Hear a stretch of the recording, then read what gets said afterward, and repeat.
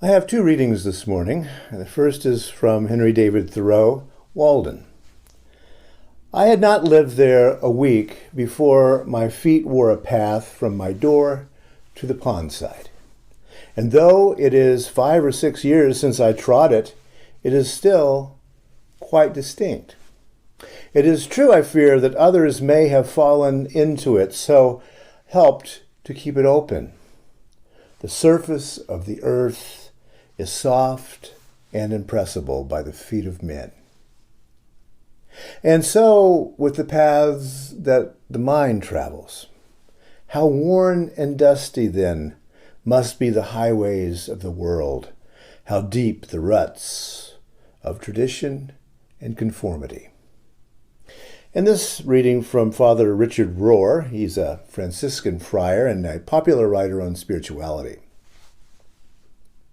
Liminal space is an inner state and sometimes an outer situation where we can begin to think and act in new ways. It is where we are betwixt and between, having left one room or stage of life but not yet entered the next. We usually enter liminal space when our formal way of being is changed or challenged.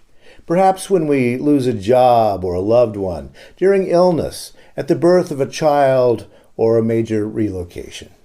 It is a graced time, but often does not feel graced in any way. In such space, we are not certain or in control. This global pandemic we now face is an example of an immense collective liminal space. End quote. Last month, we considered the theme of liberation, which, to put it succinctly, comes down for most of us to getting unstuck. Unstuck physically, unstuck psychically, or sometimes both. The theme for May is thresholds, a very appropriate theme during the pandemic because we are all the nations of the human family, on a threshold at this moment. We are all in liminal space. Now, the word liminal is derived from the Latin word for threshold, but it has come to mean much more as it's become to be understood as a mental condition, a psychic space. In it, we experience the tension of the opposites. We say, where do we go? What do we do? What are we to do in this most liminal of liminal spaces? This is what I want to talk about today. The pandemic has caused nearly everyone to come unstuck from something, even if it's only some of our cherished old habits. As Father Richard Rohr says in the reading, this global pandemic we now face is an example of an immense collective liminal space. End quote. So, thresholds. We're standing on one now, and soon we will have to decide which way to go. And I will offer you a friendly warning about my talk today. Fasten your seatbelts because there's going to be lots and lots of mixed metaphors, because I'm going to attempt to nail down some very abstract spiritual ideas. But before we think about where we're going, let's consider ways that we get somewhere, shall we? I'm always interested when someone mentions that word path. I know non-metaphorical paths well, and I'm a lover of etymology, as you know. And the word path is off the beaten path of most words, in that it appears to have go back to the origin of the European languages, and probably has had the same meaning, more or less, for over 12,000 years. Paths, both literal and metaphorical, have been important to people for a long time. That etymology makes clear. And all of us have relationships with various paths. When I was a kid, my grandfather would send me to find the herd of cattle for evening feeding to bring them back to the barn. Now, this wasn't entirely easy because the pasture was 300 acres large. And those 300 acres were very marginal land. There was a creek and rocks and hills and various parts of woods. So you could walk a mile in any direction and still not be any closer to finding the cows. And then you could walk another mile and another. So, how to find them? And the way to do that is to realize that cows are creatures of habit. When they travel as a herd, cows follow each other in single file and create paths that are a little bit less than a foot wide. The cows on our family farm had been going out in that pasture for well over a century when I was a kid, so the paths were worn deeply into the earth. It was a matter of discovering which path they had been on and how long ago, which, as the hunters among you know, has a lot to do with following the feces. To save myself a lot of walking, my challenge consisted of deciding which paths the cows had followed most recently. After I found them, I drove them back with a stick to the barn, and no matter how loudly I yelled or how much I wielded that stick, they would always go back along one of the paths. They were creatures of habit. Those of you who have done some deer hunting also know that deer follow paths. A hunter can figure out where they will be and when by knowing where the water source is and where they graze and when they're there. As Thoreau points out, we human beings are also like that. We are creatures of habit. The fact is, the shelter-in-place orders issued during the pandemic have disrupted those paths, those routines. We all have worn some deep paths, both real and metaphorical, and now we've been in new paths and new habits these last several weeks. Now, one of my grandfather's stories was about an old mill horse that he had one time. The horse had been wild out west and been caught and trained, but never all that well. He was green broke, as we call it, which means that he could be very dangerous to ride or to hook up to most farming equipment. So he was worked on what's known as a pull-a-mill. And it's a long pole attached to a grinder, and the harness is hooked on, and the horse walks in circles all day, grinding things like sugar cane and millet or wheat and corn and beans. Thing is, on Sundays when he wasn't harnessed to that mill, that old horse would walk around out in the pasture grazing and walking in circles. He'd graze a while and he'd walk a while, but he stayed in the circle. It's how he had learned to make sense out of the confusing world where he lived, being a wild horse that was then tamed. So, when I hear people talking about a spiritual path, you can see why I'm a little bit skeptical about that. It matters what kind of path it is and how much we have thought about it. And are we considering it psychically? And are we living in a rote manner? Are we living in cliched paths? In matters of a spiritual nature, I'm with Mark Twain's Huck Finn.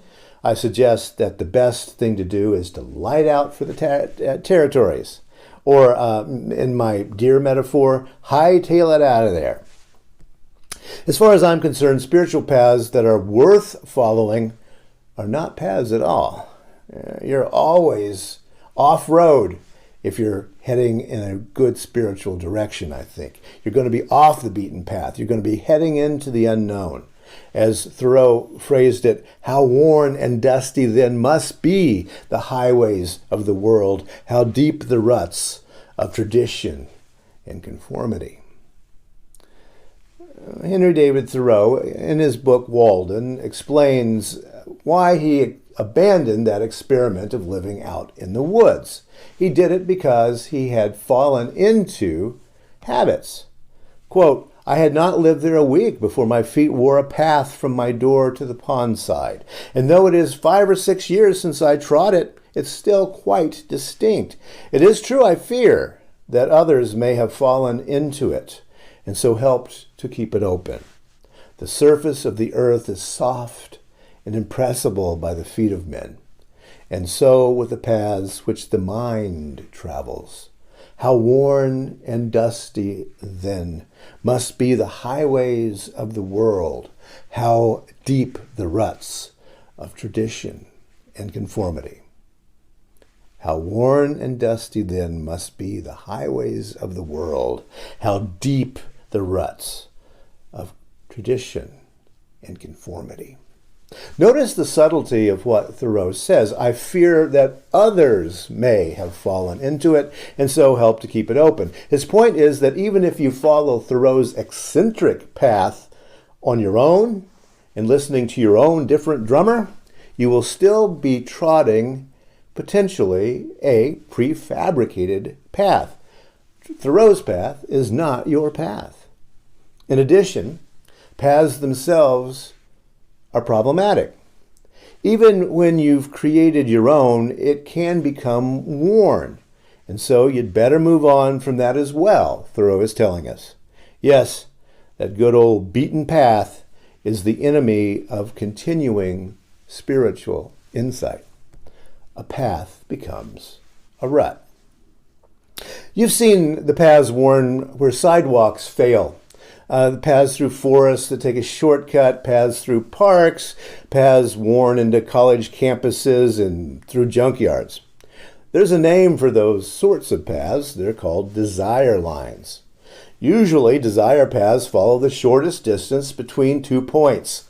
They are well-trodden paths, not planned by the landscape or architects.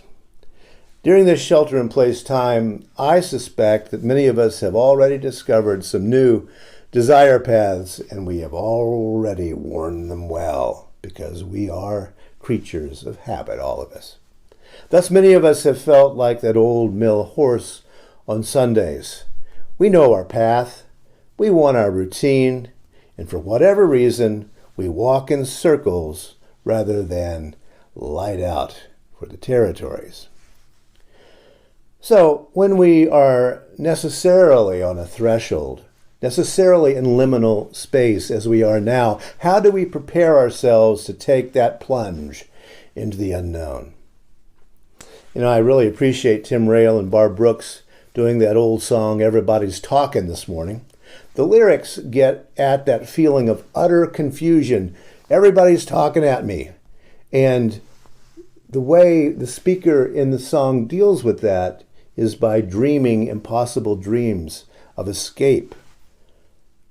That's not the way to do it. We must question our most entitled assumptions. When I try to question my assumptions, one of my go-to writers is the novelist Octavia Butler. As an African-American woman writer shoved against her will into the oft-dismissed science fiction category, Butler knew a thing or two about paths and habits and taking leaps into the unknown. In her book, Parable of Talents, she writes this: "To survive, know the past. Let it touch you. Then let the past go." To survive, know the past. Let it touch you. Then let the past go. There's the wisdom about paths and thresholds, I think. The old mill horse couldn't let go of the past. He couldn't let go of his routine of walking in circles. That routine made a very confusing reality understandable. All of us find ourselves in a confusing reality, and each of us finds a path or constructs a path, and thereby we create an entire world. Some of us rush to rote identities, prefabricated worlds. Some of us search for meaning and purpose far off the beaten path.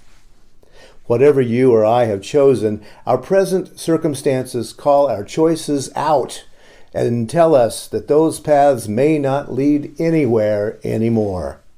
As individuals, as a nation, as a world, we are all on a threshold, a liminal space we can't decide how to get out of at the moment because we don't know what happens next.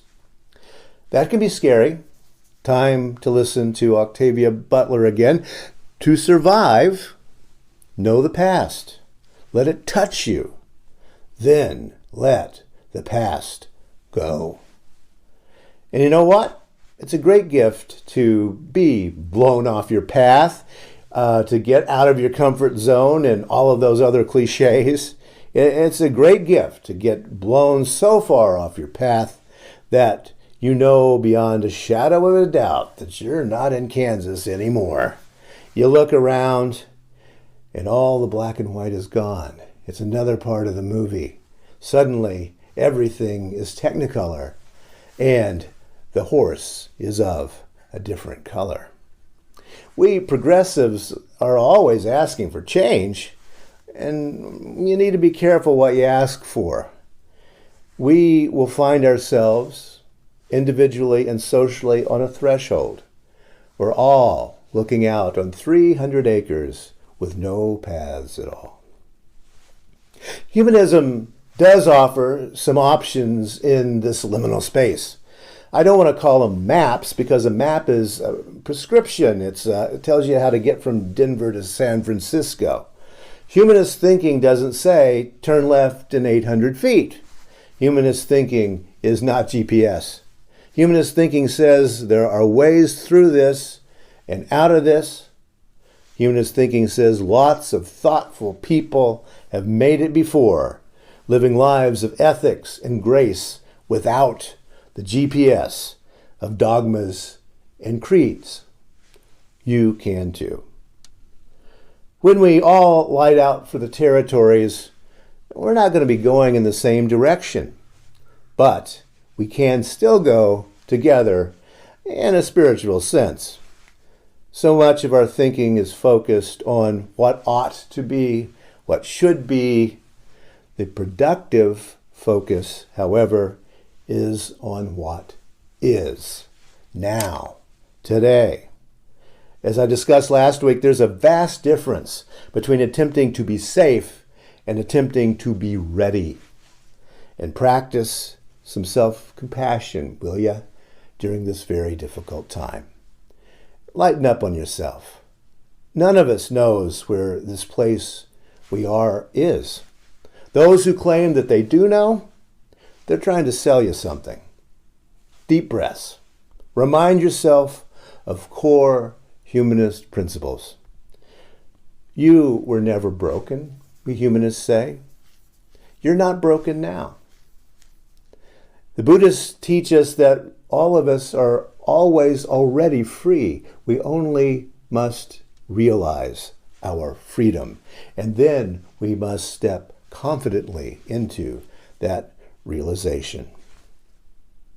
To survive, know the past. Let it touch you. Then let the past go.